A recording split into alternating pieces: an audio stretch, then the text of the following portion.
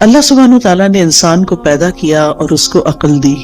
اس عقل کی وجہ سے انسان نے اس زمین میں بہت سی چیزوں کو ایکسپلور کیا اور دنیا میں زندگی گزارنے کے اس نے بہت سے طریقے سیکھے. اس زندگی میں ہم بہت سے کام کرتے ہیں، بہت سی ہماری ضروریات ہیں اور ان کو ہم پورا کرنے کے لیے طرح طرح کے طریقے آزماتے ہیں اور ان میں جو بیسٹ پریکٹسز ہوتی ان کو اختیار کر لیتے ہیں. ہماری ضرورت ہے کھانا پینا، تو آپ دیکھیں کہ اس میں کتنی ورائٹی ہے اور کتنے طریقے ہیں. اور اب جو کہ دنیا سمٹ گئی ہے ٹیکنالوجی کی وجہ سے، تو لوگوں نے ایک دوسرے سے بھی بہت کچھ سیکھا، مشرق نے مغرب سے، مغرب نے مشرق سے. جس ملک میں بھی جائیں ہر طرح کے کھانے اویلیبل ہیں. اسی طرح لباس کے معاملے میں، اسی طرح ہاؤسنگ کے معاملے میں، بہت ساری چیزیں ہیں جو انسانوں نے اپنی عقل استعمال کر کے، اپنی صلاحیتوں کو استعمال کرتے، ترقی کرتے کرتے اپنی صرف ضروریات نہیں بلکہ اپنی خواہشات کو بھی پورا کرنے کے بہت سے طریقے نکال لیے ہیں. اسی طرح انسان کا لباس ہے، انسان کے باقی زندگی کے کام کاج ہیں. لیکن اللہ سبحانہ تعالیٰ نے انسان کو صرف جسم نہیں دیا اور صرف جسم کی ضروریات نہیں دی کہ جس میں انسان عقل استعمال کرے. انسان کو اللہ نے روح بھی دی ہے اور اس کی اپنی ضروریات ہیں اور اس کے اپنے تقاضے ہیں. لیکن روح کی ضروریات پوری کرنے کے لیے اللہ سبحانہ تعالیٰ نے انسان کو صرف عقل کے حوالے نہیں کیا کہ وہ اپنی عقل سے سوچے کہ اس کو کیا کرنا چاہیے اور کیا نہیں کرنا چاہیے. پھر یہ بات بھی ہے کہ انسان اس دنیا میں اکیلا نہیں ہے. ہم کہیں بھی کسی آئی لینڈ پہ جا کے نہیں رہ سکتے، ہمیں انسانوں کے ساتھ رہنے کی ضرورت ہوتی ہے. پھر ان انسانوں کے ساتھ کیسے معاملہ کرنا چاہیے، ان کو ہم کیسے خوش رکھ سکتے ہیں، وہ ہمیں کیسے خوش رکھ سکتے ہیں. ہماری ان تمام ضروریات کو پورا کرنے کے لیے، یعنی ہماری روح کی ضروریات، ہماری انسانوں کے ساتھ معاملہ کرنے کی ضروریات، اور اسی طرح دیگر کچھ اور ضروریات بھی ایسی ہیں کہ جن کو انسان صرف اپنی عقل کی بنا پہ پورا نہیں کر سکتا. اس کے لیے اللہ سبحانہ تعالیٰ نے رسول بھیجے، ان پر کتابیں بھیجی. رسولوں نے انسانوں کو جینے کا ڈھنگ سکھایا، اچھے برے کا فرق بتایا، عقل کی رہنمائی کی اور انسانوں کو خوشگوار زندگی بسر کرنے کا طریقہ سکھایا. عام طور پر انسان کی غلط فہمی رہی ہے اور وہ یہ سمجھتا رہا ہے کہ اگر اس کی خواہشات پوری ہو جائیں گی تو اس کو ایک خوشگوار زندگی مل جائے گی، تو خوش ہو جائے گا. اسی لیے ہم دیکھتے ہیں کہ ہم اپنی خواہشات کی تکمیل میں بھاگ دوڑ کرتے ہیں، لیکن کچھ ہی عرصے کے بعد ہمیں پتہ چلتا ہے کہ جو کچھ ہم زندگی میں چاہتے تھے وہ سب کچھ تو مل گیا، پر دل اب بھی خوش کیوں نہیں؟ تو کس چیز کی کمی ہے؟ وہ اندر ایک ویکیوم سا کیوں ہے، ایک خلا کیوں ہے، ایک اداسی سی کیوں ہے، ایک بے اطمینانی اور بے سکونی سی کیوں ہے؟ وہ کیسے دور ہوگی؟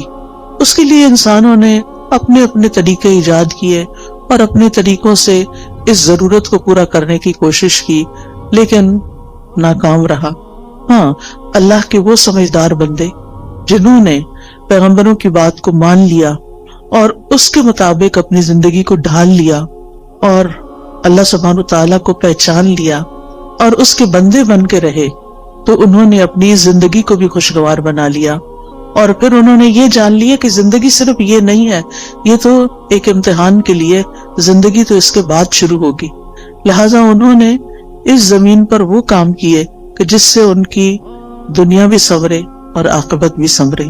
بہرحال آج میں کچھ وہ باتیں آپ سے کروں گی کہ جس سے آپ کو اس دنیا میں اچھی سی زندگی بسر کرنے کے کچھ اصول، کچھ ضابطے ہاتھ آئیں، تاکہ ہم یہاں بھی سکون سے زندگی بسر کر سکیں اور بحیثیت مسلمان، چونکہ ہمارا ایمان ہے کہ مرنے کے بعد ہم دوبارہ اٹھائے جائیں گے. جیسے اللہ تعالیٰ نے پہلی دفعہ پیدا کیا، اس کے لیے کچھ مشکل نہیں کہ وہ ہمیں دوبارہ بھی پیدا کر دے. یعنی دوبارہ کی زندگی کا ثبوت کیا ہے؟ پہلی دفعہ پیدا ہونا.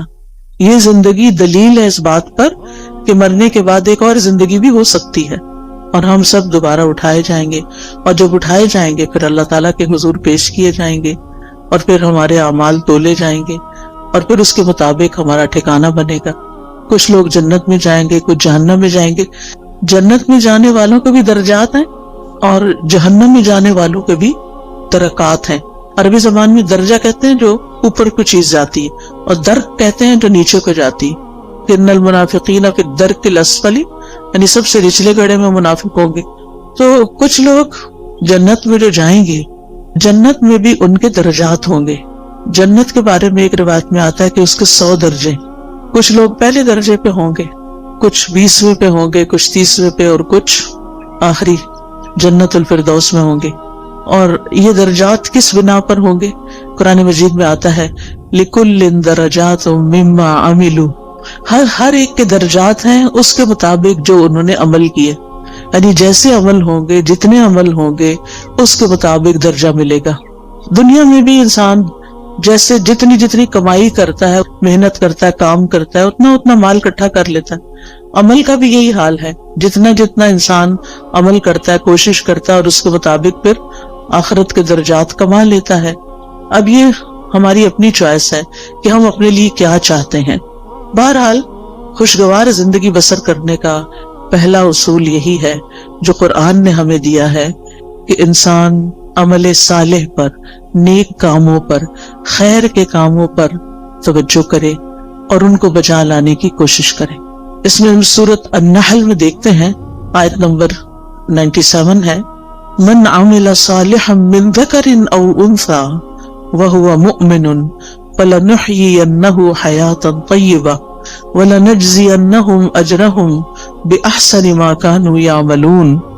جو کوئی نیک عمل کرے گا، جو بھی کوئی اچھا کام کرے گا، خواہ مرد ہو یا عورت ہو، شرط یہ کہ وہ مومن ہو. وَهُوَ مُؤْمِنٌ فَلَنُحْيِيَنَّهُ حَيَاةً طَيِّبَةً، تو ہم اس کو ضرور عمدہ زندگی بسر کروائیں گے. حیات طیبہ، یہ آخرت کی بات نہیں ہو رہی، یہ دنیا کی بات ہو رہی ہے کہ دنیا میں بھی اس کو ایک اچھی پیور لائف ملے گی، صاف ستھری زندگی ملے گی.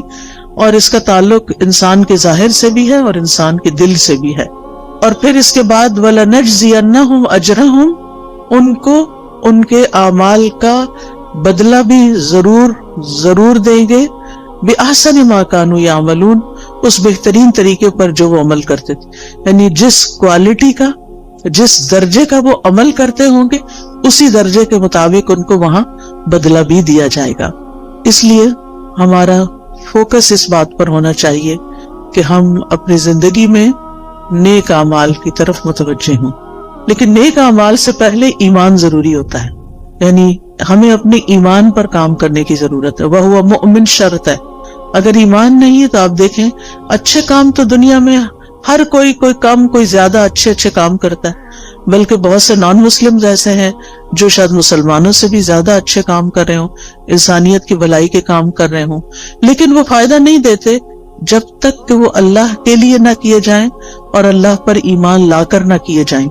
ایون مسلمان بھی اگر کوئی اچھا کام کرتا ہے لیکن اللہ کے لیے نہیں کرتا تو اس کا فائدہ نہیں ہوتا اس کو. اگر وہ اپنا کام دکھاوے کے لیے کر رہا ہے، دوسروں کو خوش کرنے کے لیے کر رہا ہے، تو اس کا وہ فائدہ نہ ہوگا. لہذا پہلا کام کیا کرنا ہے ہمیں کہ ہمیں اپنے ایمان پر کام کرنا ہے. ہمیں دیکھنا ہے کہ ہمارا ایمان کس کس چیز سے بڑھتا ہے اور کس کس چیز سے بڑھے گا. لہذا بہت ضروری ہے کہ ہم وہ کام کریں جس سے ہمارا ایمان بڑھے. اس میں آپ دیکھیں کہ ہم میں سے ہر شخص اپنے دل کی کیفیت کو تو سمجھتا ہے. ہم میں سے ہر ایک کو پتا ہے کہ کس کام کے بعد میری اندر کی فیلنگز اچھی ہو جاتی ہیں، میری اللہ سے محبت بڑھ جاتی ہے، مجھے لوگوں سے کوئی شکوے شکایت نہیں رہتے، مجھے صبر کرنا آ جاتا ہے، مجھے شکر کرنا آ جاتا ہے، مجھے لوگوں کے رویوں سے بے نیازی آ جاتی ہے، دنیا کے غم ہلکے ہونے لگتے ہیں. وہ کون سی چیز ہے؟ اس راز کو پائیں.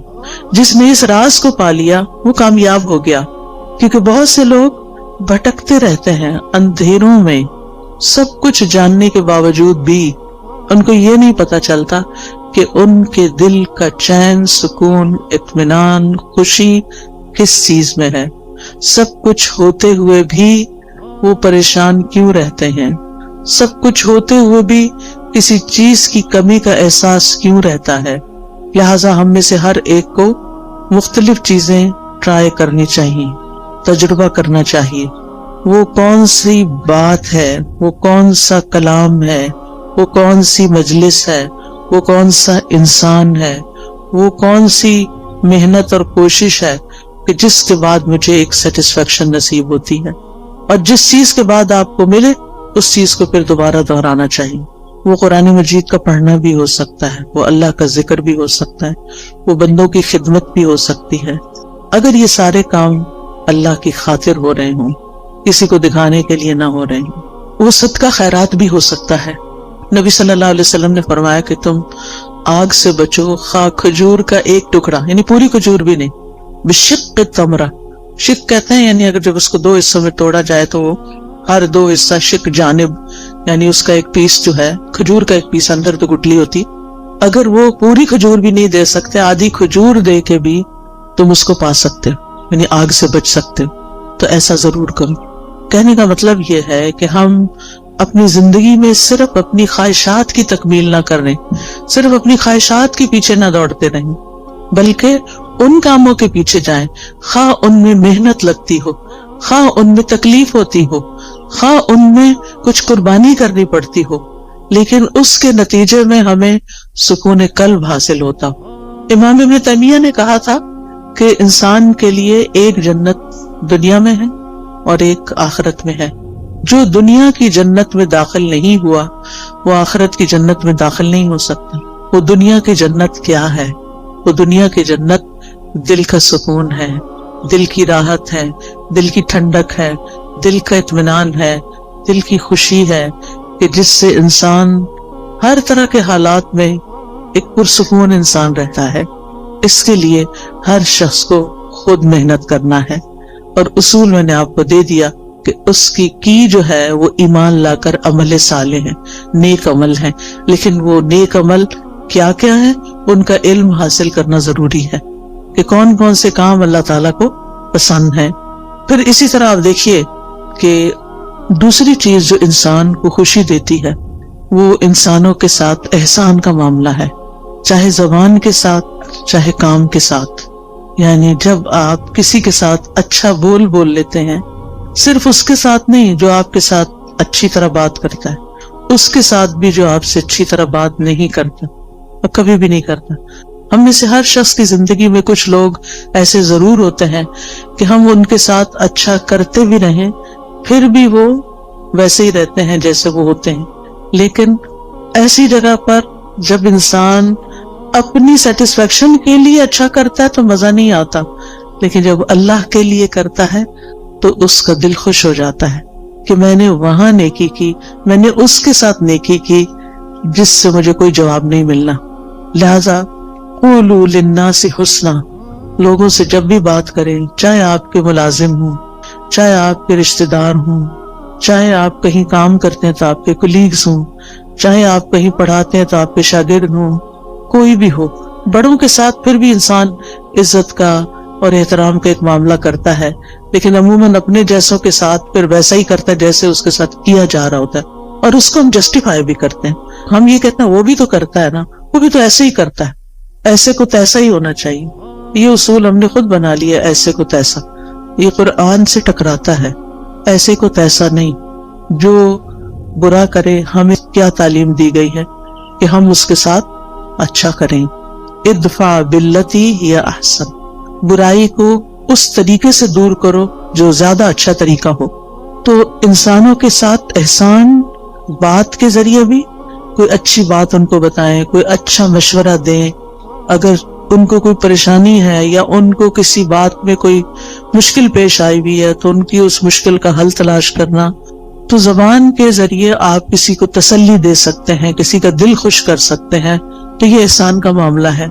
اور دوسرا، عمل کے ساتھ، کام کے ساتھ، جن لوگوں کے ساتھ ہمارا دن رات کا انٹریکشن ہوتا ہے، ہمیں یہ معلوم ہوتا ہے کہ ان کی ضروریات کیا ہیں، ان کے وہ کون سے کام ہیں جو میں کر سکتی ہوں، میں کہاں ان کے کام آ سکتی ہوں.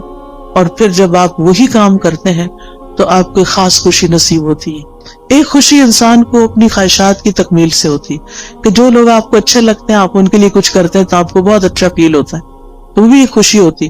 لیکن وہ دراصل آپ اپنی خواہش پوری کر رہے ہوتے ہیں. لیکن ایک احسان وہ ہوتا ہے کہ آپ اللہ کی خاطر للہ، صرف اللہ کو راضی کرنے کے لیے، اور کسی بدلے اور کسی صلے کی کوئی توقع نہیں. انما نطعمکم لوجہ اللہ لا نرید منکم جزاء ولا شکورا.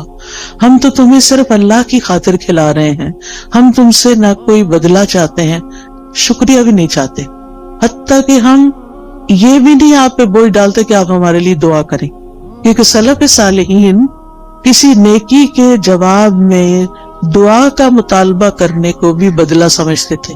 وہ کہتے تھے کہ کسی سے یہ مت کہو کہ میں نے آپ کے ساتھ یہ کیا ہے جو بس آپ مجھے اس کے بدلے میں دعا دے دیں. نہیں، وہ خود دے دے تو یہ اس کا احسان ہے اور اس کو دینی چاہیے. کیونکہ انسان بعض اوقات کسی کی نیکی کا، کسی کے احسان کا بدلہ اس شکل میں نہیں دے سکتا جو احسان اس نے ہم پہ کیا ہوتا ہے. ہاں، دو شکل میں ہم اس کو بدلہ دے سکتے ہیں. اس کی غیر موجودگی میں اس کی اتنی تعریف کریں کہ دل میں تسلی ہو جائے کہ ہم نے بدلہ دے دیا. یہ بدلہ دینے کا ایک طریقہ ہے. مثلا کسی نے آپ کو پانی پلایا، اب وہ پلا کے تو کہیں چلا گیا، کوئی اجنبی تھا، راہ گزرتے ہوئے آپ سفر کر رہے تھے، آپ کو پیاس لگی، آپ نے کسی سے کہا کہ یہ پانی مجھے دے دو، اس نے دیا، وہ چلا، بات ختم. نہ آپ اس کو جانتے نہ وہ آپ کو جانتے. اب آپ بدلہ کہاں سے دیں گے اس کو؟ وہ تو ایک منٹ کے لیے ٹھہرا بھی نہیں کہ آپ سے شکریہ یا کوئی نذرانہ وصول کرے. اب آپ کی پیاس بجھی تو آپ کے دل سے دعا اٹھی. یہ آپ کا اپنا فرض بنتا ہے کہ آپ اس کے لیے کچھ کریں، اور بہترین چیز آپ کیا کر سکتے ہیں کہ اس کے لیے دعا دے سکتے ہیں، اور پھر اپنی منزل پہ پہنچ کے اس کی تعریف کر سکتے ہیں کہ ایسا اور ایسا شخص مجھے راستے میں ملا کہ جس کی یہ اور یہ خوبیاں تھیں. اور اگر کوئی کسی کو جانتا ہو تو اس وقت بھی. عام طور پر آپ دیکھیں کہ ہم اپنی مجلسوں میں جب بھی کسی کا ذکر کرتے ہیں عموماً نیگیٹو وے میں کرتے ہیں، اچھے انداز میں کم ہی کرتے ہیں اور کم ہی لوگوں کا کرتے ہیں. حتیٰ کہ اپنے والدین کے لیے بھی ہماری زبان سے اچھے الفاظ کم ہی نکلتے ہیں. ان سے بڑھ کے تو ہم پر کبھی کسی نے احسان نہیں کیا. ہم سب سوچیں کہ ہم سب اپنے والدین کا، ان کے تو کئی ایک حقوق ہے نا، ان میں سے ایک یہ ہے کہ ان کی زندگی میں بھی اور ان کے مرنے کے بعد بھی ان کو اچھے الفاظ سے یاد کیا جائے. ہم جو بہن بھائی آپس میں مل کے بیٹھتے ہیں تو اپنے والدین کی کتنی خوبیاں بیان کرتے ہیں، یا اپنے دوستوں میں بیٹھتے ہیں یا ان کے دوستوں کے ساتھ بیٹھتے ہیں تو ان کی کتنی نیکیاں یا کتنے احسان ہمیں تو یاد بھی نہیں رہتا، ہم تو دیکھتے بھی نہیں کہ یہ احسان ہے ان کا. پھر اسی طرح اور لوگ ہوتے ہیں ہماری زندگی میں جنہوں نے ہم پہ احسان کیا ہوتے ہیں. کوئی نانی دادی ہوتی ہے، کوئی اور ٹیچر ہوتی ہے، کوئی رشتہ دار ہوتی ہے، کئی لوگ ہوتے ہیں نا. ایک انسان جب گرو کرتا ہے، بڑا ہوتا ہے، تو کئی لوگوں کا اس میں ہاتھ ہوتا ہے. آپ تنہا کچھ بھی نہیں ہیں. آج ہم جو کچھ بھی ہیں اس میں بے شمار لوگوں کا تعاون ہے ہماری شخصیت کو بنانے میں، ہمیں کسی قابل بنانے میں کہ ہم بڑے ہو کر کچھ کرنے کے قابل ہو سکیں. اس میں اس شخص کا بھی ہاتھ ہے جس نے بچپن میں ہمیں انگلی پکڑ کے چلنا سکھایا تھا، ہمیں دانت صاف کرنے سکھائے تھے. بعض اوقات وہ مدر ہوتی ہے، بعض اوقات وہ مدر کی کوئی ہیلپر ہوتی ہے. کتنے بے شمار لوگوں کا ہم پر احسان ہے. ہم سوچے کہ ہم نے اپنے محسنین میں سے کتنے محسنوں کو اچھے لفظوں میں کبھی یاد کیا. اور آپ دیکھیں کہ ہمارے منہ سے جو لفظ نکلتے ہیں نا، ان کا سب سے پہلے براہ راست امپیکٹ خود ہمارے اپنے اوپر پڑتا ہے. جب ہم اچھی بات کرتے ہیں تو اس کا اچھا اثر خود اپنے اوپر پڑتا ہے، آپ اپنا دل خوش ہوتا ہے. اور جب ہم کسی کی بری بات کرتے ہیں یا سنتے ہیں تو اس کا برا اثر آپ کے اپنے اوپر بھی پڑتا ہے. یہ ہو نہیں سکتا کہ آپ اس سے پھر بچ جائیں، کہ آپ کسی کو کچھ سنا دیں. اور سے کوئی شخص کسی کو کوئی گالیاں دے رہا ہے تو یہ تو نہیں ہوتا کہ وہ اٹھا کے صرف اس پہ کچھ پھینک رہا ہے، وہ اپنے آپ کو اپنے کانوں کے ذریعے اپنے دل پہ بھی پھینک رہا ہے. تو ان احسنتم احسنتم لانفسکم، اگر تم اچھا کرو گے تو اپنی ذات کے لیے اچھا کرو گے. انسان جب اچھا کرتا ہے اپنے ہی لیے اچھا کرتا ہے. اسی طرح خوشگوار زندگی بسر کرنے کے لیے بڑا ضروری ہوتا ہے، ایک اچھی زندگی بسر کرنے کے لیے کہ انسان کسی اچھے کام میں مصروف رہے.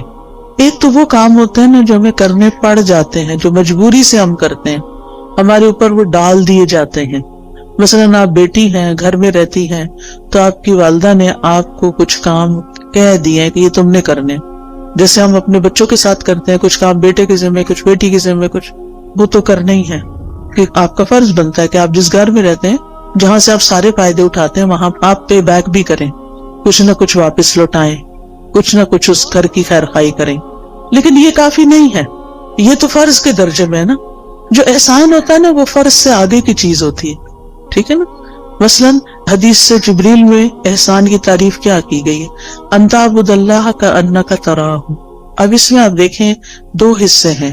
ان تعبد اللہ ایک حصہ ہے جو ہم سب کرتے ہیں، کأنک تراہ دوسرا حصہ جو احسان کا درجہ ہے. اگر آپ یہ نہیں کرتے کأنک تراہ تو آپ صرف عبادت کریں، فرض پورا کریں، ہو گیا. لیکن احسان کے درجے کو نہیں آپ پہنچے. احسان کے درجے کو وہ پہنچتا ہے جو اسے خوبصورت انداز میں نبھاتا ہے. تو اس میں آپ دیکھیے کہ ہم سب اپنی زندگی میں کوئی نہ کوئی ایسا مقصد رکھیں، کوئی نہ کوئی ایسی چیز کریں جو ہمارے روزمرہ کے فرائض سے آگے کی چیز ہو. اس میں ہم کوئی علم سیکھنے کی بات کر سکتے ہیں، کوئی سکھانے کی کر سکتے ہیں، کوئی ایسا ہنر اللہ نے آپ کو دیا ہے کہ جس سے آپ خلق خدا کو کوئی فائدہ پہنچا سکتے ہیں. اور جو لوگ اپنی جوانی میں مصروف زندگی گزارنا سیکھ لیتے ہیں، اپنے وقت کو لغو اور فضول بیکار باتوں سے بچا کر اچھے کاموں میں لگاتے ہیں، ان کا بڑھاپا بڑا خوشگوار ہوتا ہے. میں نے مختلف لوگوں کے بڑھاپے دیکھے ہیں، کچھ کے انتہائی مزریبل کہ رو رو کے انہوں نے وقت کاٹا زندگی کا آخری، اور کچھ کا انتہائی خوشگوار، جن میں سے الحمدللہ میری اپنی والدہ محترمہ تھی. ہم 12 بہن بھائی تھے، انہوں نے 13 بچے جنم دیے، 13واں فوت ہو گیا تھا، لیکن 12 انہوں نے پال کے جوان بڑے کیے اور ان کی تربیت کی، اور وہ ساری زندگی انتہائی مصروف رہی انہی بچوں کی پیدائش اور پرورش اور تعلیم اور شادی اور ان سب چیزوں میں. لیکن اللہ سبحانہ و تعالیٰ نے ان کو کچھ لمبی زندگی دے دی کہ جب وہ 60s کے بعد ان سب کے فرائض سے فارغ ہوئی تو انہوں نے نئے سرے سے تعلیم حاصل کرنا شروع کر دی. انہوں نے باقاعدہ داخلہ لے کے الہدا میں تعلیم القرآن میں کورس کرنا شروع کیا، نوٹس بنانے شروع کیے، ٹیسٹ دینے شروع کیے. اسٹوڈنٹس کے ساتھ اتنے ہمبل طریقے سے بیٹھتی تھی کہ جیسے وہ بھی ایک اسٹوڈنٹ ہے، یونیفارم پہنتی تھی، اور بچیوں کے ساتھ ایسی دوستی رکھی ہوئی تھی جیسے کسی اپنے ہم عمر کے ساتھ ہوتی. بے شمار بچیاں ان سے مشورے لیتی، کوئی کچھ بات کرتی، کوئی کچھ، یعنی سب کی وہ نانی اماں تھی. اور پھر ایک دفعہ کورس ختم ہوا، پھر دوبارہ شروع کر دیا، پھر تجوید کورس میں داخلہ لے لیا. تجوید کورس کے لیولز ہوتے ہیں، پھر وہ اگلے لیول میں لے لیے، حتیٰ کہ ایک تجوید کا لیول کا آفٹرنون میں ونس اے ویک کورس شروع ہوا، اس میں بھی داخلہ لے لی. اب وہ صبح 8 بجے سے آئی بھی ہوتی تھی اور پھر میرے گھر پہ آرام کرتی، اور پھر وہ شام کا کورس اٹینڈ کر کے 70s میں تھی جب ان کی وفات ہوئی، 78 ایئرس کی تھی وہ. اور اس کے باوجود وہ کسی دن اپنی کلاس مس نہیں کرتے. وہ بہن بھائیوں میں سے جو ملنے جاتا وہ کہتا آپ آرام کریں، آپ کیوں اپنے آپ کو تکلیف دیتے. لیکن وہ صبح سویرے وہ اپنے کام پہ پہنچی ہوتی تھی. اور جس دن وہ بیمار ہوئی ہیں اس سے ایک دن پہلے بھی وہ اپنی کلاس میں آئی ہیں اور اپنا سارا دن وہاں پورا کیا ہے، اور شام کو کسی کو ملنے کے لیے بھی گئی ہیں، اور پھر اگلے دن صبح اٹھی ہیں تو ان کو تکلیف شروع ہوئی ہے جس میں ان کی ڈیتھ 2-3 دن کے بعد ہو گئی. اور نہ ان کی زبان پہ کسی کا شکوہ، نہ کسی سے گلہ، نہ کسی سے کوئی توقع، کون میرے پاس آتا ہے اور کون نہیں. اور اگر ہم جاتے بھی تھے نا جیسے بہن بھائی ماشاءاللہ ایک کے بعد ایک، تو تھوڑی دیر بات چیت کرتی تھی، وہ کہتے اچھا میری ذرا سورت رہتی ہے، ہر روز سورت بقرہ پوری پڑھنی. پھر آل عمران بھی شروع کر دی کہ جب پتا چلا کہ 2 صورتیں قیامت کے دن 2 بادلوں کی شکل میں ہوں. اور پھر اپنے ہاتھ سے ڈیلی الہدا میں صدقہ کرنا.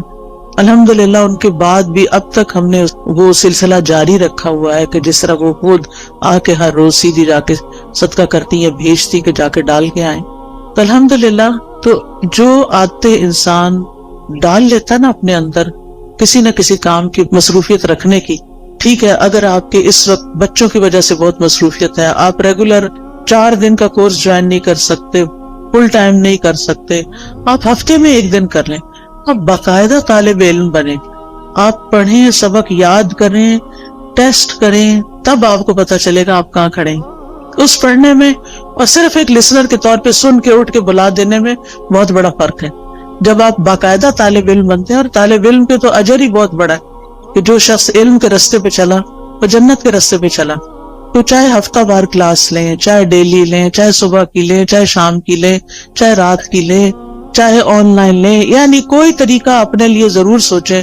یا پھر اگر آپ نے سب کچھ کر لیا اور آپ ون سے بھی وہ کرتے ہیں اور پھر بھی ٹائم ہے تو خدمت خلق، سوشل ورک کا کوئی نہ کوئی کام ضرور کریں. غریب لوگوں سے جا کے ملیں، کچی بستیوں میں جائیں، جو ان پڑھ لوگ ہیں ان کو پڑھائیں، جو ضرورت مند ہیں ان کی ضروریات پوری کریں. نہیں، آپ کے آس پاس بہت سے لوگوں کی آپ خدمت کر سکتے ہیں. تو جو کسی کے ساتھ احسان کا معاملہ کرتا ہے وہ احسان واپس اس پہ لوٹ کے آتا ہے، یعنی واپس آپ کی طرف ہی آئے گا. دنیا میں بھی آپ کو فائدہ دے گا، آپ کی زندگی خوشگوار ہو جائے گی، آپ کے غم دور ہو جائیں گے، اور آخرت میں تو فائدہ دے گا ہی دے گا. مسلمان کو جب قبر میں دفن کیا جاتا ہے، اور قبر کی تنہائی تو آپ کو پتہ ہے کوئی بھی ساتھ نہیں جاتا، اس وقت صرف عمل ساتھ جاتے ہیں. تو نماز اس کے سرانے کی طرف آ جاتی ہے، صدقہ خیرات اس کے، زکوٰۃ دائیں طرف آ جاتی ہے، روزہ بائیں طرف، اور صدقہ خیرات اور دیگر نیکیاں پاؤں کی طرف. لہٰذا کوئی بھی عذاب کسی طرف سے بھی آنے کا رستہ نہیں رہتا، اور وہ یہ چیزیں اس کو پروٹیکٹ کرتی ہیں. لیکن اگر ان میں ہی کمی ہو اور وہی ناقص ہو، پروٹیکشن والی ویک ہو، تو پھر کون بچانے آئے گا؟ وہاں تو رونا دھونا بھی کام نہیں آئے گا.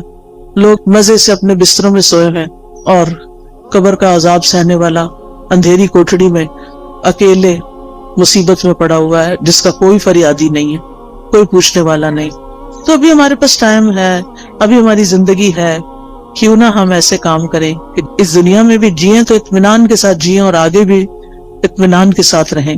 پھر اسی طرح آپ دیکھیں کہ ایک اور چیز کا آپ خیال رکھیں کہ ماضی میں جو کچھ ہو چکا اس پر غمگین نہ رہا کریں، ریگریٹس نہ کیا کریں، بہت بس توبہ کر لیا کریں. جو ہو چکا سو ہو چکا، اب وہ ہاتھ سے نکل چکا ہے.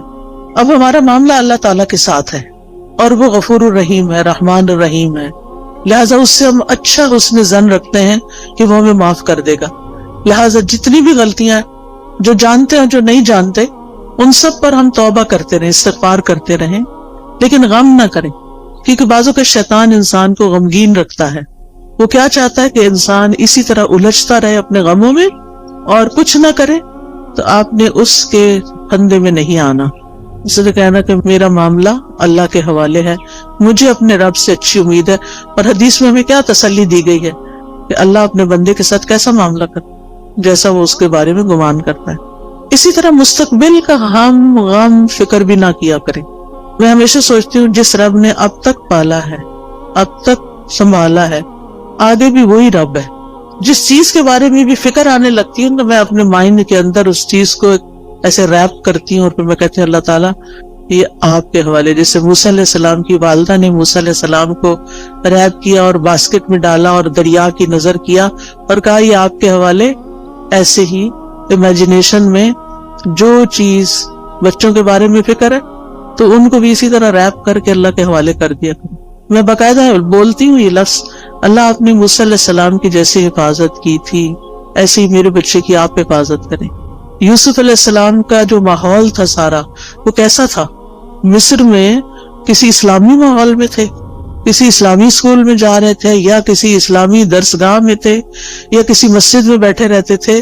وہاں تو مسجد نام کی کوئی چیز نہیں تھی، وہاں تو کچھ نہیں تھا ان کے پاس. ہر طرف برائی کے مواقع تھے. کس نے حفاظت کی؟ اللہ نے حفاظت کی. ہر وقت بچوں کے لیے پریشان نہ رہا کریں. آپ کہا کریں کہ اللہ میں نے ان کو تیرے حوالے کیا، آپ نے یوسف علیہ السلام کی حفاظت کی تھی، آپ میرے بچے کے ایمان اور دین کی بھی حفاظت کریں، اور اللہ کرے گا. تو جس چیز کے بارے میں آپ فکر کرتے ہیں نا، اس کے لیے اپنی تدبیر ضرور کریں، کوشش کریں، محنت کریں.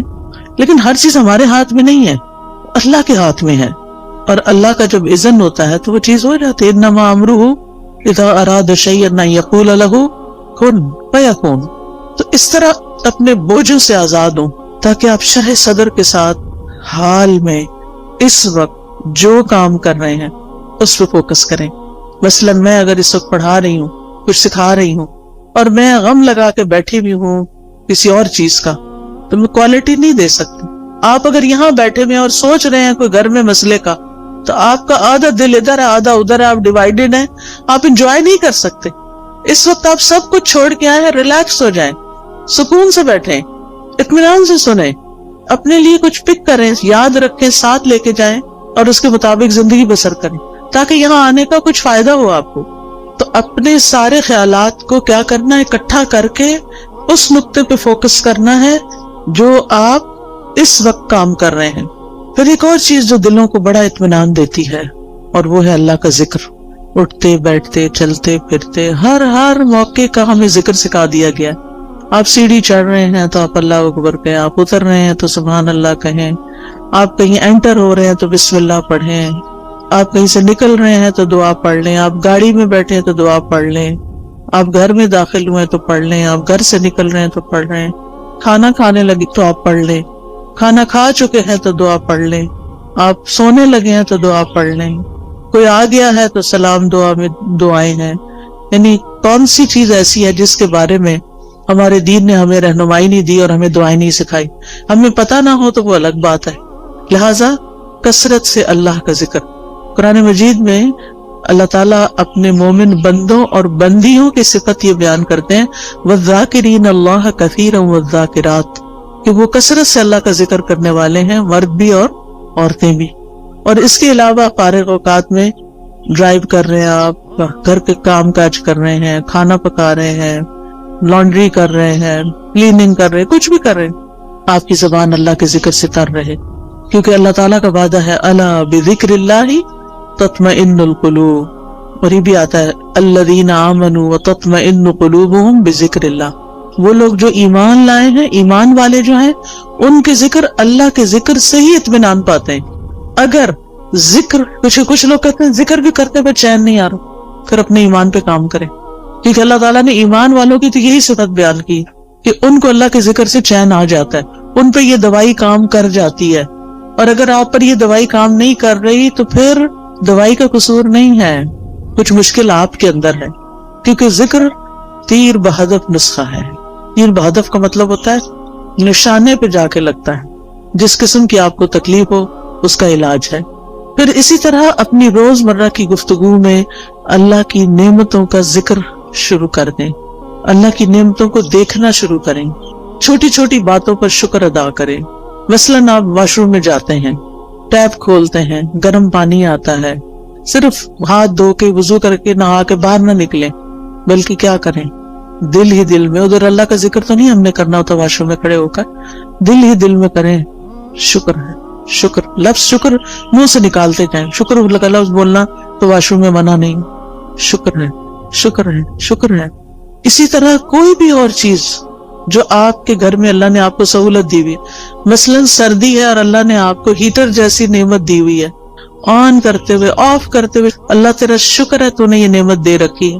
کتنے ہی لوگ ایسے ہیں جن کے پاس یہ نعمت نہیں ہے, کتنے ہی لوگ ہیں جن کے پاس پورا لباس بھی نہیں ہے, ان کے پاس آپ جیسی رضائی بھی نہیں ہے, ان کے پاس جوتے بھی نہیں ہیں, جرابیں بھی نہیں ہیں, پورا کھانا بھی نہیں ہے. ہمیں تو سردی لگتی ہے, کہتے چائے کا کپ پی لو سردی ختم ہو جائے گی, یہ فلاں حلوہ کھا لو, فلاں کتنی سوغاتیں ہم نے بنائی ہوئی ہیں سردیوں کی اپنی سردی کو دور کرنے کے لیے. کیسی کیسی نعمتیں اللہ نے دی ہیں. یعنی صرف کھانے کی حد تک تھوڑی رہتے ہیں ہم سب کہیں نہ کہیں سے کچھ نہ کچھ بچا کے کر کے ہم اپنے لیے کچھ نہ کچھ ایکسٹرا بنا لیتے ہیں. کتنے لوگ ہیں جن کے پاس یہ سب کچھ, پھر بھی ہم روتے ہیں کیونکہ ہم شکر ادا نہیں کرتے. آپ چل سکتے ہیں, آپ بول سکتے ہیں, آپ کو کوئی اچھی سی خوشبو آتی ہے, شکر, اللہ تیرا شکر. اللہ کی نعمتوں پر شکر ادا کرنا سیکھیں. اور لوگوں سے بھی بات کریں تو نعمتوں کا ذکر کریں, مسائل کا نہ ہر وقت کریں. مشکل پتہ کیا ہے, ہم صرف مسئلے مسائل کو ڈسکس کرتے ہیں, یہ مسئلہ پیش آ گیا, وہ مسئلہ پیش آ گیا, یہ مسئلہ حل نہیں ہوا, وہ مسئلہ حل نہیں. شوہر گھر آئے گا تو مسائل کی پٹاری کھل جائے گی, بچوں سے ملاقات ہوگی تو مسائل ہیں, بولا کیوں ہر وقت مسائل کی باتیں کر. مسائل جس وقت یاد آئے نا, دیر اینڈ دین دل ہی دل میں اللہ کو پکار لیا کریں, اللہ تعالیٰ یہ مسئلہ تو ہے, بس آپ حل کر دیں, سارے خزانے تیرے ہاتھ میں, آپ نہیں کرنا ہے. اور باقی ہم نے خود تو کرنا نہیں ہوتا, کوشش ضرور کریں, لیکن بندوں کے پاس حال کوئی نہیں ہے. بندے آپ کی طرح یا آپ سے بھی زیادہ کمزور ہوتے ہیں. جن بندوں پہ ہم ریلائے کر رہے ہوتے ہیں وہ بعض اوقات ہم سے بھی کمزور ہوتے ہیں. اسی لیے اللہ تعالیٰ نے قرآن مجید میں ایک مثال دی ہے. اللہ کے سوا جنہوں نے اور سہارے بنا رکھے ہیں, اولیاء بنا رکھے ہیں, مددگار سمجھ رکھے ہیں, ان کی مثال مکڑی کی طرح ہے جو ایک گھر بناتی ہے، اور گھروں میں سب سے کمزور گھر مکڑی کا ہوتا ہے. اگر مثال کے طور پر کہیں مکڑی کا جالا لگا ہوا ہے اور آپ ذرا سلپ ہونے لگے، پکڑے ذرا جالے کو، سہارا دے گا آپ کو؟ نہیں، کمزور ہے وہ جالا. کمزوروں کا سہارا چھوڑ کر سب سے طاقتور کا سہارا پکڑیں، اللہ پر توکل کریں، اللہ کا سہارا لیں، اللہ سے مدد مانگیں، اس پر یقین رکھیں. ہر چیز اس کے ہاتھ میں ہے. بیدہ الملک، ساری بادشاہت، ساری ملکیت اسی کی ہے. وہو علی کل شیء قدیر، اور وہ ہر چیز پر پوری قدرت رکھتا ہے. پھر آپ دیکھیں کہ جو چیزیں آپ کو پریشان کرتی ہیں نا، ان کی کسی وقت لسٹ بنا لیں. مجھے یہ بھی فکر ہے، مجھے یہ بھی فکر ہے، یعنی کیا کیا کیا کیا کیا کیا پریشان کر، کیا کیا غمگین کر. ہاتھ پہ ہاتھ رکھ کے نہیں بیٹھے رہیں، لسٹ بنائیں. کیا بادر کر رہا ہے، کیوں کر رہا ہے، اس مسئلے کا حل کیا ہے. ٹھیک ہے نا؟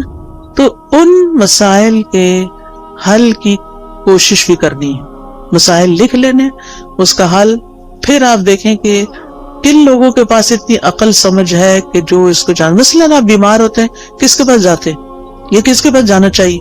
سب چپ بیٹھے ہیں، لگتا جاتے ہی نہیں ہیں. ڈاکٹر کے پاس. ڈاکٹر شفا دیتا ہے؟ نہیں، تو پھر کیوں جاتے ہیں؟ ذریعہ بنتا ہے. ٹھیک ہے، اس کوشش کی وجہ سے جو ہم پر لازم کی گئی ہے کہ کوئی مسئلہ پیش آ جائے تو اس کو دور کرنے کے لیے کوشش کریں، یہ یقین رکھتے ہوئے کہ کوشش ہماری طرف سے اور شفا اللہ کی طرف سے.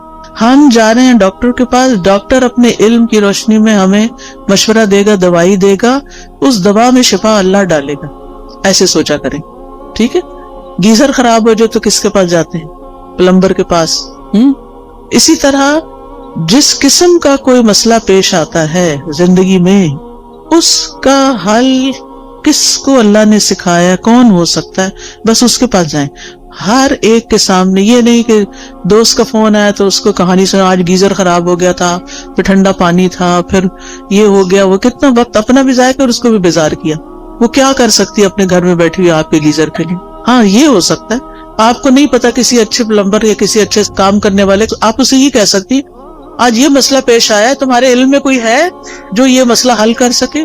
اگر ہے تو ٹھیک، ورنہ آگے چلو، کوئی اور بات کرو. ہم یعنی عقل کا ثبوت نہیں تھا. ہر بات ہر ایک سے نہیں کرنی ہوتی. ہم سمجھتے ہیں جو سامنے آ گیا، جو مل گیا، اس کو ہم اپنی کہانی سنا دیں گے کہ مسئلہ حل ہو جائے گا. ایسے نہیں ہوتا مسئلہ حل. پھر اگر وہ حل نہیں کرتا، یا ہم اگر اسے غلط توقع، غلطی ہماری، غلط توقع ہم نے رکھی، پھر اگر مسئلہ حل نہیں ہوا تو پھر ہمیں اس سے شکوہ ہو جاتا ہے، پھر ہم اس سے ناراض ہو جاتے ہیں. اس نے تو میرے لیے کچھ کیا ہی نہیں. بھئی وہ بیچارہ کر ہی نہیں سکتا تھا، غلطی تو آپ کی کہ آپ نے اس کو پکڑا. ٹھیک ہے؟ اور ویسے بھی جب تک مسئلہ حل نہیں ہوتا نا، تو اپنے آپ کو تسلی دینے کے لیے سوچا کریں کہ مجھ سے بھی زیادہ بہت سے لوگ ایسے ہیں جن کے اس سے بھی زیادہ مسائل ہیں. کوئی بیماری آ گئی، اللہ نہ کرے، اس میں آپ کیسے پرسکون رہ سکتے ہیں؟ ان سب کو سوچیں جو اس بیماری میں مبتلا ہیں، بلکہ اس سے بھی ورس کنڈیشن ہے. تو آپ اللہ کا شکر ادا کرنے لگ جائیں کہ شکر ہے میں اس طرح کے مسئلے میں نہیں ہوں، اور اللہ نے مجھے وہ ساری سہولتیں دی ہیں کہ میرا علاج ہو سکتا ہے. کتنے لوگ ہیں جو اپنا علاج کرا سکتے ہیں، اور کتنے لوگ ہیں جن کو اچھے ڈاکٹرز مل سکتے ہیں. لہٰذا نعمتوں کا ذکر کرتے رہیں اور غموں کا ازالے کی کوشش میں لگے رہیں. پھر اسی طرح ماضی کے ایسے واقعات، ایسے حادثات جنہوں نے آپ کی زندگی کو، کچھ انسانوں کے ساتھ آپ کا معاملہ گڑبڑ ہوا، کچھ اور اس طرح کے گریوینسز ہیں، ان کو نا کہیں کھود کے زمین میں دفنا دے سب کو. وہ پنجابی میں کہتے ہیں نا مٹی پاؤ، ان پہ لٹرلی مٹی ڈالیں. آپ نا اپنی امیجنیشن سے کام لیا کریں کہ آپ امیجنیشن میں گڑھا کھود رہے ہیں اور پھر اس میں وہ سارا مسئلہ ڈال کے اوپر مٹی ڈال کے دفن کر دی اور بلا دیا، بس ختم. کوئی بات بھی کرے تو کہیں الماضی لا یذکر. عربی میں ایک محاورہ ہے، الماضی لا یذکر. ایک شخص کے بارے میں آتا ہے کہ اگر کوئی اس کو تکلیف دیتا یا کسی کے ساتھ اس کا کوئی ایسا معاملہ ہو جاتا اور پھر وہ شخص شرمندہ ہو کے اس کے پاس آتا کہ مجھے معاف کر دو، میں نے فلاں وقت میں تمہارے ساتھ ایسا کیا، تو وہ یہی بولتا الماضی لا یذکر. ماضی کی باتیں نہیں دہراتے، جو ہو گیا ہو گیا، ذکر نہیں کروں. کہتے ہیں وہ فوت ہو گیا اور کسی کو خواب میں آیا کہ اللہ نے تمہارے ساتھ کیا معاملہ کیا، تو کہتا ہے کہ الماضی لا یذکر، میرے بھی پچھلے سارے گناہ معاف کر دیے. تو انسان ہے نا، انسانوں سے ہمیں تکلیف پہنچ جاتی ہے، لیکن ہم نے رہنا بھی ان کے ساتھ ہوتا. تو پچھلی باتوں کا نہ کھوتے کو ریتے رہا کریں اور دعا کیا کریں اللہ میرے ذہن سے نکال دے یہ باتیں. بعض اوقات یہ ہوتا ہے کہ شادی کے موقع پر کوئی مصائب ہو جاتا ہے، شوہر کی طرف سے ایسی تکلیف پہنچتی ہے یا کسی اور کی طرف سے یا کبھی بچوں کی طرف سے بھی، اور وہ ہرٹ کرتی ہے باقاعدہ. ان سب کو نکال دے زندگی سے ایز اٹ ہوئی نہیں. پھر ایک بڑی خوبصورت دعا ہے نبی صلی اللہ علیہ وسلم کی جو زندگی کو خوبصورت بنانے کے لیے فائدہ مند ہے. اللہم اصلح لی دینی الذی هو عصمت امری واصلح لی دنیای التي فیہا معاشی واصلح لی آخرتی التي فیہا معادی واجعل الحیاۃ زیادۃ لی فی کل خیر واجعل الموت راحۃ لی من کل شر. یہ دعا زبانی یاد کر لیں اور اس کو دن میں کم از کم ایک دفعہ تو ضرور پڑھا کریں. ساری چیزیں ٹھیک ہو جائیں گی. اس میں دین، دنیا، آخرت، ہر چیز کو ٹھیک کرنے کی بات ہے. پھر اسی طرح بعض اوقات انسان اپنے اوپر قابو نہیں پا سکتا، اپنے ہاتھوں مجبور ہوتا ہے، چاہے غصے کا وقت ہو، چاہے غم کا وقت ہو، چاہے خوشی کا وقت ہو. بعض اوقات ہم خوشی میں بھی آپے سے باہر ہو رہے ہوتے ہیں. تو ایسی صورت میں اللہ تعالیٰ سے دعا کیا کریں اللہم رحمتک ارجو فلا تکلنی الی نفسی طرفۃ عین واصلح لی شأنی کلہ لا الہ الا انت. اے اللہ میں تیری رحمت کی امید رکھتی ہوں، تو مجھے میرے نفس کے حوالے ایک آگ جھپکنے کی دیر بھی نہ کرنا، ایک لمحے کے لیے بھی مجھے میرے نفس کے حوالے نہ کرنا، کیونکہ ان النفس لامارۃ بالسوء، یا تو نفس کسی برائی کی طرف لے جائے گا یا نفس کوئی بری بات یاد کر لے گا پچھلی اور اس سے پریشانی کھڑی ہو جائے گی. تو لا الہ الا انت، اللہ الہ تو ہی میرا ہے. تو انشاءاللہ یہ دعائیں دل کو مضبوط کرتی ہیں، اور پھر جب دل مضبوط ہو جاتا ہے تو اللہ پہ توکل بڑھ جاتا ہے، اور جو اللہ پہ توکل کرتا ہے اللہ اس سے کافی ہو جاتا ہے. وَمَن يَتَوَكَّلْ عَلَى اللَّهِ فَهُوَ حَسْبُهُ، جو اللہ پہ توکل کرتا ہے اللہ اس کا کام بنا دیتا ہے. پھر اسی طرح یہ ہے کہ اپنی زندگی میں اچھے لوگوں کے حالات زندگی پڑھا کریں، صحابہ کے بارے میں، صحابیات کے بارے میں، نبی صلی اللہ علیہ وسلم کی سیرت، قصص القرآن، کیسے ان لوگوں نے صبر کیا، کیسے زندگیاں گزاری، نیک لوگوں کے حالات، علماء کے حالات، محدثین کے، مفسرین کے، فقہاء کے، جنہوں نے کچھ کام کیے ہیں زندگی میں. آپ کو اس سے بہت خوشی ملے گی. ایسی کتابیں ہیں. جب میں یہاں پڑھتی تھی تو بہت لائبریریاں تھیں. دیال سنگھ لائبریری تھی، آئی ڈونٹ نو ابھی ہے یا نہیں. پھر اسی طرح یہ کلب روڈ پہ لائبریری تھی، میں اس میں بھی جایا کرتی تھی، مال پہ جو کلب روڈ پہ لائبریری. پھر اسی طرح یونیورسٹیز کی لائبریری، کالجز کی لائبریریز اور جگہوں پہ لائبریری. تو آپ ایسی کتابیں لا کے بھی پڑھ کے واپس کر سکتے ہیں، ورنہ ہی کہ اب تو نیٹ پہ ہر چیز اویلیبل ہے. ایسے لیکچرز اردو اور انگلش میں موجود ہیں جو حیات صحابہ اور صحابیات اور علماء امت کے بارے میں، مسلم ہیروز کے بارے میں موجود ہیں، ان کو سنیں. اس سے یہ ہے کہ آپ کی زندگی صراط مستقیم پہ آئے گی، کیونکہ ہم ہر روز کہتے ہیں اہدنا الصراط المستقیم صراط الذین انعمت علیہم غیر المغضوب علیہم ولا الضالین. تو انشاءاللہ ان لوگوں کی زندگی میں آپ کو بڑی بڑی رہنمائیاں ملیں گی. پھر اسی طرح یہ ہے کہ زندگی میں اعتدال بڑا ضروری ہے. خوشی میں اعتدال، غم میں اعتدال، محبت میں اعتدال، نفرت میں اعتدال، ہر چیز میں توازن اور اعتدال. پھر اسی طرح لوگوں کے رحم و کرم پہ خود کو نہیں چھوڑنا کہ انہوں نے کچھ کہہ دیا تو آپ پریشان ہو گئے، انہوں نے کوئی تعریف کر دی تو آپ خوش ہو گئے. خوشی لوگوں میں نہیں ڈھونڈے، خوشی اپنے اندر ڈھونڈے. within yourself. آپ لوگوں کی مرضی پہ جینا نہ شروع کریں، اللہ کی مرضی پہ جئیں. اب لوگ ایسا لباس چاہتے ہیں تو ہم ویسے بن جائیں. کیوں بن جائیں؟ میرا رب تو کچھ اور چاہتا ہے، لوگ کچھ اور چاہتے ہیں. میں نے تو لوٹ کے رب کے پاس جانا ہے، میں کیوں لوگوں کو خوش کرتی رہوں؟ مجھے تو اپنے رب کو خوش کرنا ہے. اور اسی طرح تمام معاملوں میں. پھر آپ دیکھیے کہ جب آپ کوئی بھی ایسی چیز کریں گے یعنی جو رب کی مرضی کے مطابق ہوگی، رب کی مدد سے ہوگی، رب کی خاطر ہوگی، تو اس چیز میں برکت بہت ہو جائے گی. للہ و باللہ و علی اللہ، اللہ کے لیے، اللہ کی مدد سے اور اللہ پہ بھروسہ کرتے ہوئے. اور پھر یہ کہ اپنے اوپر ناجائز بوجھ نہ ڈالا کریں. مومن اپنے آپ کو ذلیل نہیں کرتا، ایسے فتنوں اور ایسے کاموں میں نہیں پڑتا کہ جن کا وہ بوجھ نہ اٹھا سکے. لہذا جذبات میں آ کے ایسے کام مت شروع کر دے کہ جن کو آپ 2 دن کر کے پھر تھک جائے اور کہ آپ میں نہیں کر سکتے. جو بھی کام شروع کرے بیبی سٹیپ لیں، چھوٹا چھوٹا کریں، پھر آگے بڑھتے جائیں. ورنہ بڑا بھی کام کرنا ہے نا، 1000 میل کا بھی سفر طے کرنا تو 1 قدم سے شروع کریں. اور پھر پہنچ جائیں گے آپ اپنی منزل. لیکن زندگی میں چلتے رہیں, کچھ کرتے رہیں. اللہ تعالیٰ ہمیں اس کی توفیق عطا فرمائے. وآخر دعوانا ان الحمدللہ رب العالمین. تو آپ میں سے اگر کوئی کچھ بات کرنا چاہتا ہے تو یو آر موسٹ ویلکم. السلام علیکم استاد جی. وعلیکم السلام. میں پوچھنا چاہتی ہوں کہ آپ جو دعائیں ہمیں بتاتی ہیں, سکھاتی ہیں, تو یہ ہمیں کہاں سے ملے گی, ہم یاد کرنا چاہتے ہیں. جی 2 چیزیں ہیں. اچھا سوال کیا آپ نے, سب کا بھلا ہو جائے گا. مجھے نہیں معلوم یہ آپ کو اسٹال لگا ہوا یا نہیں, لیکن قرآنی اور مسنون دعائیں جو ہیں اور ایاک نستعین, اس کے اندر یہ دعائیں ہیں. اسی طرح اگر آپ کے پاس آئی فون یا اینڈرائیڈ ہے تو اس میں ایپ ہے دعائیں کے نام سے. آپ اگر الہدیٰ انٹرنیشنل ٹائپ کریں نا سرچ میں جا کے, جہاں سے ایپس نکلتی ہیں, تو وہاں الہدیٰ انٹرنیشنل ٹائپ کریں تو وہاں جتنی بھی ایپس ہم نے بنائی ہیں وہ ساری آ جائیں گی. اس میں قرآنی اور مسنون دعاؤں کی ایپ الگ بھی آ جائے گی, سونے جاگنے کی بھی آ جائے گی, اور ایک دعائیں کے نام سے ساری دعاؤں کو اکٹھا کر دیا گیا, وہ بھی آ جائے گی. وہ آپ ڈاؤن لوڈ کر لیں اپنے فون پر, اور جب آپ کا دل چاہے اس کو مارک کر لیں, بک مارک لگا لیں اور اپنی دعائیں پڑھتے رہیں. ٹھیک, اس میں فیورٹ کا نشان بھی لگا سکتے ہیں. دعائیں تو بے شمار ہیں, جو مجھے ملی سب ڈلواتی گئی. یعنی اس میں یہ کوشش کی کہ کوئی چیز رہے نہیں, جو علم میں آئے وہ رہے نہیں, وہ جمع ہو جائے بس, تاکہ سب کچھ اللہ سے مانگ لیں. خود تو آتا نہیں نا, تو جو رسول اللہ صلی اللہ علیہ وسلم نے مانگی یا نیک لوگوں نے مانگی, ہم بھی وہ مانگ لیں اپنے لیے.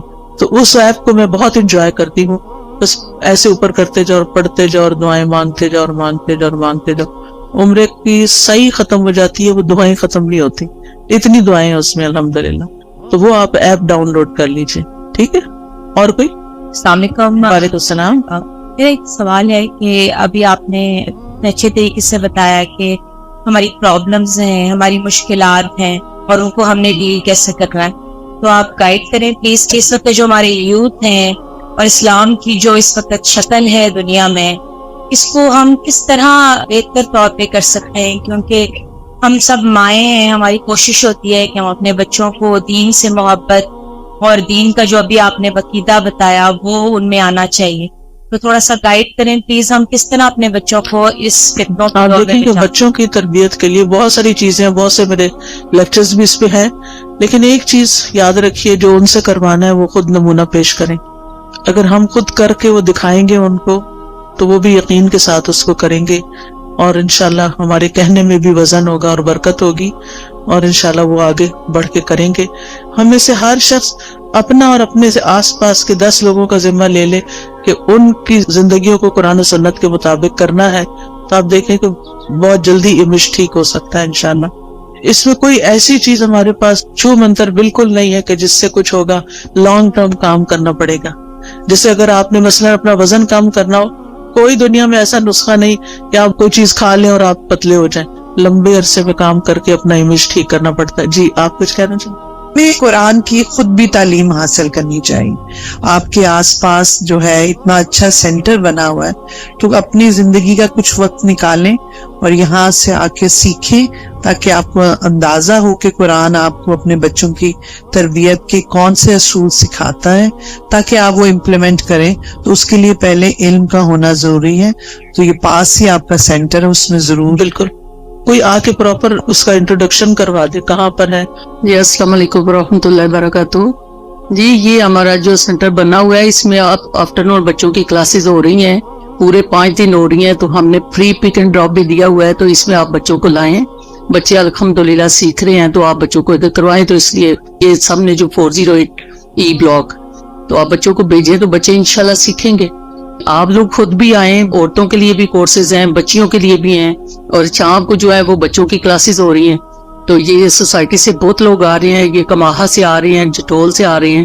تو آپ بچوں کو ادھر لائیں, تو بچے انشاءاللہ سیکھیں گے. السلام علیکم. کسی کو اور تو نہیں کچھ کہنا؟ السلام علیکم. جی وعلیکم السلام. میں آپ سے بات کرنا چاہتی ہوں کہ آپ سسٹم کی بات کریں. اللہ تعالیٰ قرآن پاک میں حاکم سے مخاطب ہے, تو سسٹم کی بات نہیں آپ کرتی ہیں, آپ قرآن کی ساری باتیں. جی آپ صحیح کہتی ہیں. اللہ تعالیٰ نے قرآن مجید میں یا ایھا الذین آمنوا کہا ہے. بہت دفعہ ایمان والوں کو ہی خطاب کیا ہے, جس میں صرف حاکم نہیں ہوتے, سبھی ہوتے ہیں. اور جو کوئی بھی سسٹم بنتا ہے نا وہ انسان بناتے ہیں. اگر یعنی سسٹم کسی بلڈنگ کا نام نہیں ہے, سسٹم کسی دیوار کا نام نہیں, کسی مشین کا نام نہیں. سسٹم بنا بھی لیے جائیں تو ان کو امپلیمنٹ انسان کریں گے. کیا ہمارا ملک اسلام کے نام پر نہیں لیا گیا؟ کیا ہمارے ملک کا آئین اسلامی نہیں ہے؟ کیا ہمارے ملک میں بہت سے قوانین اسلامی نہیں ہیں؟ لیکن جتنے ہیں, میں نہیں کہتی سارے, لیکن جتنے ہیں وہ بھی کیوں نہیں امپلیمنٹ ہو رہے؟ کیونکہ ایسے افراد نہیں ہیں. ہم سب کو افراد کی تیاری کی کوشش کرنی چاہیے, خود بھی صحیح ہوں اور افراد کو بھی تیار کریں تاکہ وہ اس سسٹم کو چلائیں. ٹھیک ہے, اور کوئی؟ السلام علیکم. وعلیکم السلام. میں اور میرے بچے آپ کا بہت فین ہے. آج مجھے بڑی خوشی ہو رہی ہے, میں نے آپ کو دیکھا ہے بائی فیس. جی, بات یہ ہے کہ ہم لوگ جب نماز پڑھتے ہیں تو مجھے یہ اکثر کنفیوژن ہوتی ہے کہ میں کئی دفعہ باقاعدہ بیٹھ کے میں دعا نہیں کر سکتی. اکثر ایسا ہوتا ہے. تو یہ ہاتھ باندھ کے دعا کرنا یہ بھی ایک بہت ثواب کا کام ہے. مجھے اکثر ایسے کام ہوتے ہیں کہ مجھے چلنا پھرنا پڑ جاتا ہے. تو اس میں کوئی مجھے فرق تو نہیں پڑتا کیونکہ اللہ تعالیٰ کہتا ہے چلتے لیٹتے اٹھتے بیٹھتے آپ دعا کر سکتے. جی کر سکتے ہیں. تو نماز کے بعد کی اسپیشلی جو دعائیں, نماز کے بعد جو شخص مصلی پہ بیٹھ کے دعا کرتا ہے اس کا فائدہ بہت ہے. اللہ تعالیٰ فرشتہ مقرر کر دیتے ہیں جو اس بندے کے لیے جو مصلی پہ بیٹھ کے دعائیں کر رہا ہو یا ذکر کر رہا ہو اس کو دعائیں دیتے ہیں. اللہم اغفر لہ, اللہم ارحمہ, اللہ اس کی بخشش فرما, اس پہ رحم فرما. لہٰذا اگر آپ نیچے نہیں بیٹھ سکتے آپ کرسی پہ وہیں بیٹھ جائیں. ٹھیک ہے, لیکن بیٹھ کے کریں. الا یہ کہ آپ کا کوئی ایسا کام ہے آپ کو جلدی اٹھنا ہے, بچوں کا ناشتہ بنانا ہے, کوئی اور کام کرنا ہے, تو پھر دعائیں نہ چھوڑیں, ساتھ ساتھ بھی کر لیں. افضل یہ ہے کہ بیٹھ کے کریں. السلام علیکم استاذہ. وعلیکم السلام. استاذہ میں آپ کی جو جدہ سینٹر ہے اس میں ابلا ستارہ اور ابلا ہمنا کی طالبہ ہوں. ٹھیک ہے, مجھے بہت خوشی ہوئی آپ کو یہاں پر بھی دیکھ کے. جدہ میں میری آپ سے ملاقات ہو چکی ہے. ٹھیک ہے. جی, ابھی صدقہ جاریہ کی آپ بات کر رہی تھی تو آپ کے لیے بھی خوشخبری ہے اور میرے لیے بھی الحمدللہ. میری بچیاں مسجد نبوی کی طالبہ ہیں اور آن لائن پڑھتی ہیں وہاں سے. تو آپ ابھی یہ اسمال اسٹیپس کی بات کر رہی تھی تو میں I used to keep on playing the audio of Asma Huda in my home. الحمدللہ بچہ بھی حفظ کر چکا ہے اور بچیاں بھی کر رہی ہیں. تو جب یہ ان کو سنا رہی تھی وہاں کی ابلا کو مسجد نبوی کی, اینڈ شی آسکڈ کہ آپ نے اسما ہدا کا سنا ہوا ہے, تو مجھے اتنی خوشی ہوئی. آپ بھی ماں ہیں الحمدللہ, آپ کو بھی ان کی بشارت دنیا میں بھی اللہ تعالیٰ اچھے کام ان سے بھی لے. اور میری بچی کی بھی آواز سن کے انہوں نے کیا کہ یہ وہاں سے پڑھ کے آئی ہیں کبھی. الحمدللہ. جی, بس یہ چھوٹے چھوٹے سے سٹیپس اگر ہم مائیں لیں گی تو بالکل کچھ نہ. ہم جی بعض اوقات یہ سوچتے ہیں ہمارے پاس ریسورسز نہیں. الحمدللہ ہم ایسے دور میں پیدا ہوئے ہیں کہ ہمارے پاس آن لائن بہت سے ریسورسز موجود ہیں. کوئی بھی نہیں تو بھی ہم تنہا نہیں, بہت کچھ ہے ہم جس سے فائدہ اٹھا سکتے ہیں. السلام علیکم. وعلیکم السلام. ساتھ مجھے کوشچن کرنا ہے, جیسے آج کل بچوں کے ہم لوگ ریلیشنز کے لیے کوششیں کر رہے ہیں. بچوں کی چوائسیز ہوتی ہیں, بعض دفعہ فیملی پریشر ہوتا ہے کہ نہیں یہاں آپ کریں, تو اس میں ہم لوگ کو کیا کرنا چاہیے؟ بعض دفعہ ہوتا ہے ان کی چوائس میں ہم نکاح وغیرہ بھی کر دیتے ہیں, ہوتا ہے کہ چلو جائز طریقے سے آپ ایک دوسرے سے ریلیشن قائم رکھیں, بٹ گرلس کے جو ہوتے ہیں لڑکیوں کے پیرنٹس وہ پسند نہیں کرتے کہ بچہ بچی زیادہ آپس میں ملیں, اور اس میں پھر وہی ہوتا ہے کہ پرابلمز ہو گئی, کچھ بھی ہو گیا, اور بچہ کی تھوڑے عرصے بعد پتہ چلتا ہے چوائس بدل گئی نکاح کے باوجود کہ جی مجھے یہاں نہیں کرنا, مجھے یہاں کرنا ہے. اس طرح کے ماحول کے کیسے بچوں کو ٹیکل کریں؟ اصل بات یہ ہے نا کہ دین سے دوری کی وجہ سے بہت سارے مسائل ہیں. اللہ کا تقوی نہیں ہے, اللہ کا خوف نہیں ہے, زندگی کو فن بنایا ہوا ہے. اللہ تعالیٰ سمجھ دے بس. جزاکم اللہ خیرن. چونکہ اب میں اس سے زیادہ آگے گئی تو آپ کی نماز لیٹ ہو جائے گی, آپ کو گھر پہنچ کے مغرب وقت پر پڑھنی چاہیے, کیونکہ ان الصلاۃ کانت علی المؤمنین کتابا موقوتا, نماز مومنوں پر وقت کی پابندی کے ساتھ فرض کی گئی ہے, تو اس کا اہتمام کیجیے.